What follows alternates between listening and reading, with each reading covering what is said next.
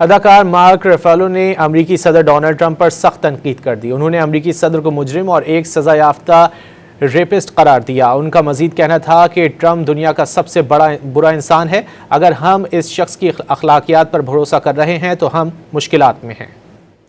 اداکار مارک رفیلو نے امریکی صدر ڈونلڈ ٹرمپ پر سخت تنقید کر دی۔ انہوں نے امریکی صدر کو مجرم اور ایک سزا یافتہ ریپسٹ قرار دیا۔ ان کا مزید کہنا تھا کہ ٹرمپ دنیا کا سب سے برا انسان ہے۔ اگر ہم اس شخص کی اخلاقیات پر بھروسہ کر رہے ہیں تو ہم مشکلات میں ہیں۔